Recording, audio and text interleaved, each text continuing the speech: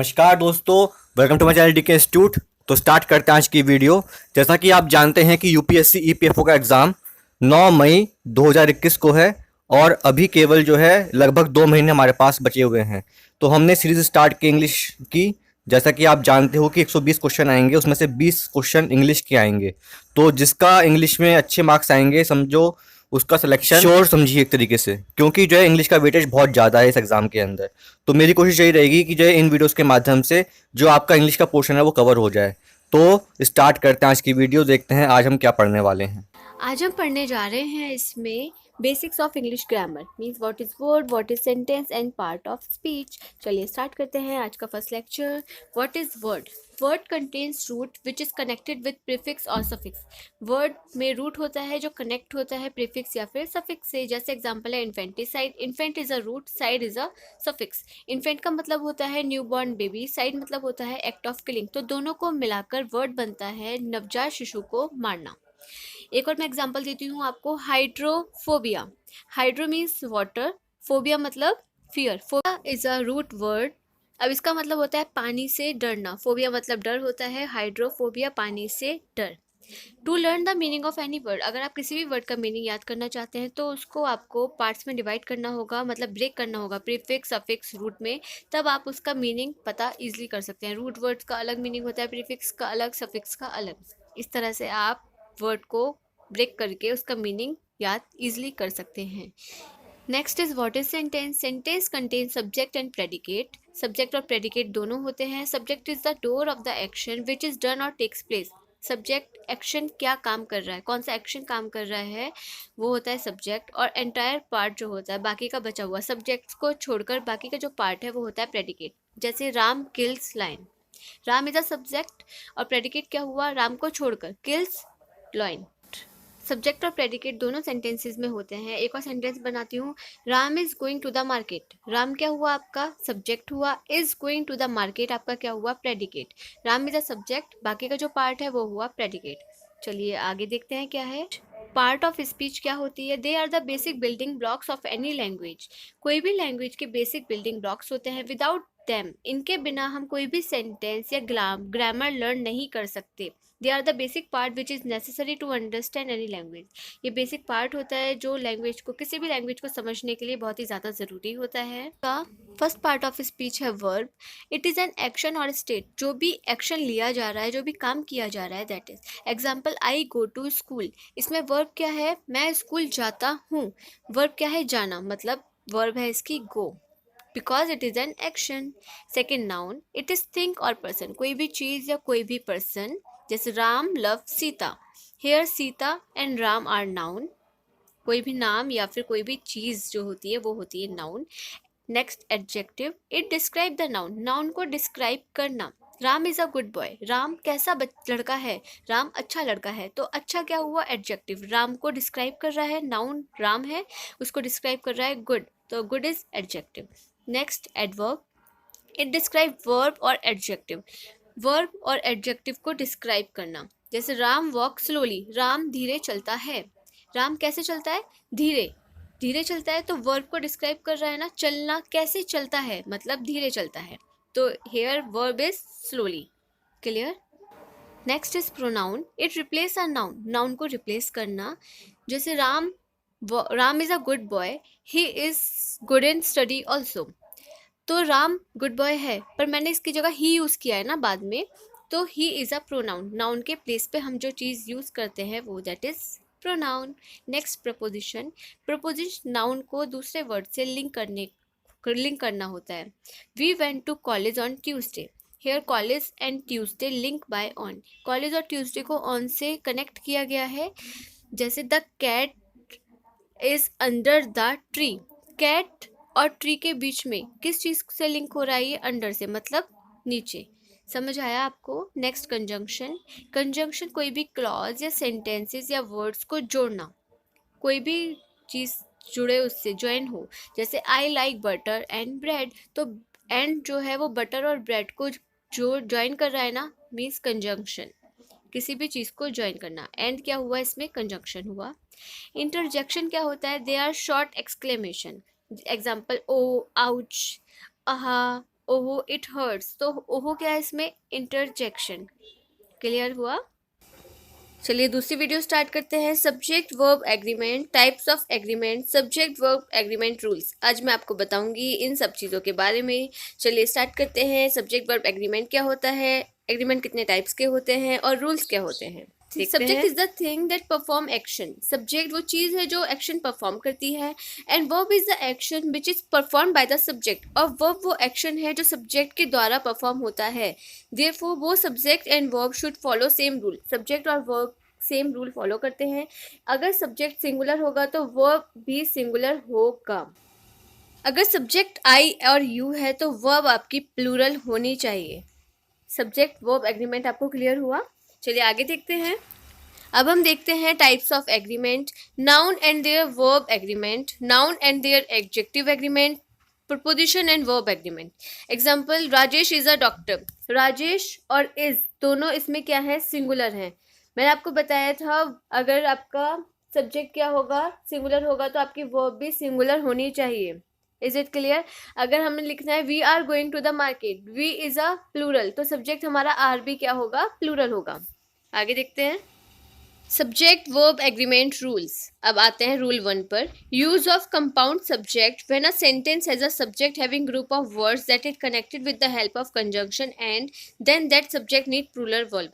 अगर आपके पास 2 नाउन या 2 सब्जेक्ट्स आपको दे रखे हैं तो उसके साथ हमारा एंड मतलब दोनों के लिए हो रहा है तो दोनों क्या हुआ, प्लूरल है। सब्जेक्ट क्या है आपका, सिंगुलर है दोनों, पर एंड यूज हो रहा है तो मतलब दोनों प्लूरल है, तो इसके साथ आपकी प्लूरल वर्ब यूज होगी। समझ आया आपको? जैसे मैं कहूँ आपसे ही एंड शी, मतलब ही एक के लिए यूज हो रहा है, शी भी एक के लिए यूज हो रहा है, मतलब दोनों कंबाइन हो गए एंड से, तो दोनों के लिए यूज हो रहा है तो वर्ब आएगा हमारा आर। क्लियर है? नेक्स्ट। अब नेक्स्ट देखते हैं। If subject and verb are separated by any phrase. अगर सब्जेक्ट और वर्ब आपका सेपरेट हो गए किसी भी फेराज की वजह से, विच कंटेन प्लूरल सब्जेक्ट, जिसके पास प्लूरल सब्जेक्ट है, तो उसका कोई भी इफेक्ट नहीं करेगा वो सब्जेक्ट वर्ब एग्रीमेंट पर। जैसे एग्जांपल देखते हैं, Ram as well as his friends. Ram एक सिंगुलर है, मतलब सिंगुलर है, as well as his friends, his friends क्या है आपके, प्लूरल है। Is going to see movies, तो इसमें क्या यूज हो रहा है, इज यूज हो रहा है। क्यों यूज हो रहा है, here as well as his phrase and it provide extra information about his friend. ये एक्स्ट्रा इन्फॉर्मेशन प्रोवाइड करवा रहा है। Ram is singular, so singular verb is used. जैसे आपके पास कुछ पैराज हैं, along with, together with, as well as, in addition to, beside, accompanied by, इन सब paras के साथ हमारा सब्जेक्ट वर्ब एग्रीमेंट चेंज नहीं होता। अगर आपका फर्स्ट वाला मतलब जो फर्स्ट वाला सब्जेक्ट है वो आपका सिंगुलर है तो आपका जो वर्ब आएगी वो भी सिंगुलर आएगी। ये आपको समझ आया?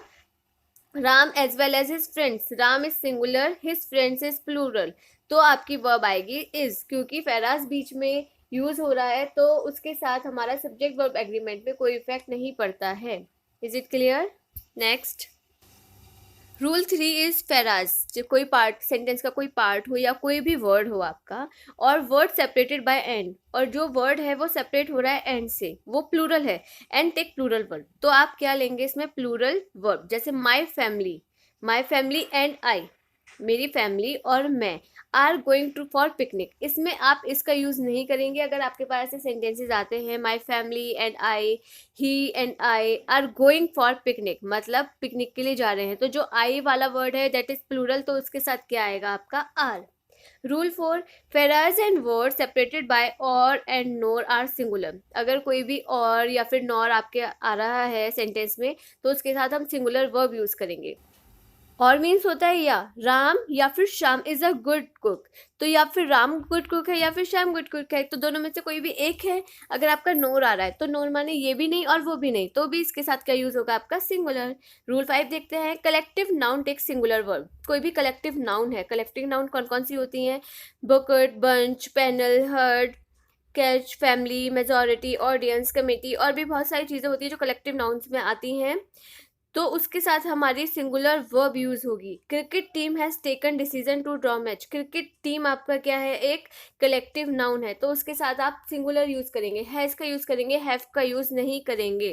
टीम कोई भी एक टीम होती है, तो cricket team has taken decision to draw match. ये आपको समझ आया रूल 5? आई होप आपको समझ आया होगा। नेक्स्ट देखते हैं।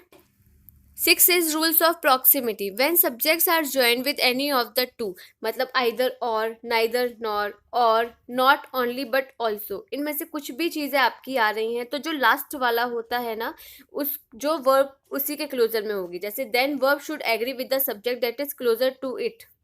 Either Ram or his friends. तो बाद में क्या आ रहा है, और के बाद his friends is plural and Ram is singular. तो his friends के साथ आपकी वर्ब यूज होगी आर. आइदर राम और हिज फ्रेंड्स वर्ब के क्लोजर में कौन सा है, जो भी आपका वर्ब के क्लोजर में, चाहे वो सिंगुलर है चाहे वो प्लूरल है, उसी के अकॉर्डिंग आपकी वर्ब सेट होगी. अगर आपका और के बाद वाला सिंगुलर है तो सिंगुलर वर्ब आएगी, अगर आपका और के बाद वाला प्लूरल है तो प्लूरल वर्ब आएगी. Is it clear? His friends plural है तो प्लूरल वर्ब आएगी. नेक्स्ट देखते हैं. Rule 7, indefinite pronouns always take singular form of verb. Indefinite pronoun जो होते हैं उनके साथ हमेशा सिंगुलर वर्ब आएगी. Some indefinite pronouns are either, neither, each, everybody, everyone, somebody, something, someone, anybody, anyone, anything, nobody, no one, many, whatever, whoever. इन सब के साथ आपकी वर्ब कौन सी वाली यूज होगी? Singular verb. आपके सेंटेंस में अगर ये सारे प्रोनाउंस आती हैं इंडेफिनिट प्रोनाउंस, तो आपकी वर्ब सिंगुलर ही यूज होनी है. रूल 8 देखते हैं. Some indefinite pronoun can be either singular or plural. कुछ इंडेफिनिट प्रोनाउंस ऐसे भी होते हैं जिनके साथ सिंगुलर भी यूज हो सकती है वर्ब और प्लूरल भी यूज हो सकती है. जैसे नन, एनी, ऑल, सम, मोस्ट. इन सब के साथ कौन सी वर्ब यूज होगी आपके? सिंगुलर भी हो सकती है और प्लूरल भी हो सकती है. Rule 9, few pronouns always use to plural form. कुछ प्रोनाउंस होते हैं जो सिर्फ प्लूरल फॉर्म ही यूज करेंगे, जैसे बोथ. बोथ मतलब दोनों. Several, few, many, others. तो इन सब के साथ आपकी कौन सी वर्ब यूज होगी? Plural form of verb. Is it clear? इसमें अगर मैनी है तो आपकी वर्ब यूज होगी प्लूरल, और अगर मैनी ए है, मैनी ए, तो आपकी वर्ब यूज होगी सिंगुलर. जैसे हमने पहले पढ़ा था, मैनी ए के साथ आप सिंगुलर वर्ब यूज करेंगे, और सिर्फ मैनी है तो आप प्लूरल वर्ब यूज करेंगे. चलिए अब हम स्टार्ट करेंगे वर्ब एंड टेंसेस. ये हमारे जो एरर स्पॉटिंग के क्वेश्चंस होते हैं उसमें बहुत ही ज़्यादा हेल्पफुल होते हैं, उसके लिए बहुत ज़्यादा हेल्पफुल होते हैं. तो ध्यान से पढ़िएगा और अच्छे से समझिएगा. आपको मैं बताऊंगी टाइप ऑफ टेंसेस. 3 टाइप के टेंसेस होते हैं, present, past and future. Present में भी आपके 4 टाइप के टेंस होते हैं, पास्ट में भी और फ्यूचर में भी. वो होते हैं indefinite tense, continuous tense, perfect tense and perfect continuous tense. ऐसे ही हमारे टेंसेस होते हैं तीनों में 4. समझ आया आपको? प्रेजेंट टेंस हमारा होता है वर्ब इन प्रेजेंट टेंस. जो भी वर्ब है प्रेजेंट टेंस में वो इंडिकेट करती है जो अभी काम हो रहा है या रिसेंटली अभी प्रेजेंट टेंस में ही काम हुआ है. जैसे I am a good boy, मैं एक अच्छा लड़का हूँ. समझ आया आपको? अब मैं इसमें आती हूँ प्रेजेंट इंडेफिनिट टेंस के. मैं आपको रूल्स बताती हूँ कैसे हम प्रेजेंट इंडेफिनिट टेंस बना सकते हैं, कर सकते हैं. प्रेजेंट इंडेफिनिट टेंस का रूल होता है, सबसे पहले आता है सब्जेक्ट, फिर आती है वर्ब की फर्स्ट फॉर्म, देन एस और ई एस. ध्यान रखिए एस और ई एस हमारे सिंगुलर वर्ब के साथ ही यूज़ होगा. अगर हमारे पास सिंगुलर सब्जेक्ट है तो ही हम एस और ई एस का यूज़ करेंगे, अदरवाइज़ नहीं करेंगे. लाइक आई के साथ हम एस और ई एस का यूज़ नहीं करेंगे. ही और शी के साथ हम एस और ई एस का यूज़ करेंगे. फिर आता है हमारा ऑब्जेक्ट. सब्जेक्ट वर्ब की फर्स्ट फॉर्म एस और ई एस एंड लास्ट में आता है हमारा ऑब्जेक्ट. जैसे राम प्ले क्रिकेट, तो प्ले नहीं आएगा, इसमें आएगा plays cricket, because Ram in the singular, तो आएगा Ram plays cricket. Is it clear to you? चलिए आगे देखते हैं. नेक्स्ट आता है प्रेजेंट कॉन्टीन्यूस टेंस, मतलब जो अभी भी चल रहा है. इसमें कैसे हम यूज़ करते हैं? सबसे पहले आता है सब्जेक्ट, फिर आता है इज एम आर. इज आता है हमारा सिंगुलर के साथ, आर आता है प्लूरल के साथ, और ए एम एम आता है हमारा आई के साथ. उसके बाद हम लगाते हैं वर्ब की first form plus ING. Verb के साथ हम लगाएंगे आईएनजी और यूज़ होती है वर्ब की फर्स्ट फॉर्म. उसके बाद हमारा यूज़ होता है ऑब्जेक्ट. जैसे Ram is playing cricket, Ram एक सिंगुलर है तो उसके साथ इज़ लगेगा, उसके साथ लगेगा play. Play is a verb, verb के साथ ING, playing cricket, cricket is a object. समझ आया आपको? अब हमारा आता है प्रेजेंट परफेक्ट टेंस. क्या आता है? जो हमारा कंप्लीट हो चुका है या फिर परफेक्ट स्टेट में है. सबसे पहले आता है सब्जेक्ट, फिर आता है हैज़ और हैव. हैज़ हमारा आता है सिंगुलर के साथ, हैव आता है प्लूरल के साथ. ध्यान रखिएगा हैज़ और हैव हमारे हेल्पिंग वर्ब है. जिस तरह से is am are helping verb है, उसी तरह से हमारे हैज़ और हैव भी हेल्पिंग वर्ब है. उसके बाद आता है वर्ब की थर्ड फॉर्म. वर्ब की कौन सी फॉर्म आती है? थर्ड फॉर्म आती है. लास्ट में आता है हमारे object. Subject has have plus verb की third form plus object. Ram has gone to Pune. Ram Pune जा चुका है। समझ आया आपको? राम सिंगुलर है, सिंगुलर के साथ इसलिए हमने हैज़ यूज़ किया है। आगे देखते हैं। Next is perfect continuous tense. Perfect continuous tense होता है जो पहले स्टार्ट हुआ है और अभी तक चल रहा है। इसमें हम क्या यूज़ करते हैं? सब्जेक्ट। सब्जेक्ट के साथ हम यूज़ करते हैं सब्जेक्ट के बाद has been plus have been. Has been और हैव बीन हमारी हेल्पिंग वर्ब है। हैज़ बीन यूज़ होता है सिंगुलर के साथ और हैव बीन यूज़ होता है प्लूरल के साथ। फिर आता है वर्ब की first form plus ING plus for या सिंस, ये टाइम के लिए यूज़ होता है हमारा। चलिए आगे देखते हैं इसका example. Ram has been playing cricket since 2 o'clock। Ram cricket खेल रहा है। कब से खेल रहा है? वो 2 बजे से वो क्रिकेट खेल रहा है। मतलब पहले से शुरू हुआ है और अभी तक वो काम चल रहा है। समझ आया आपको?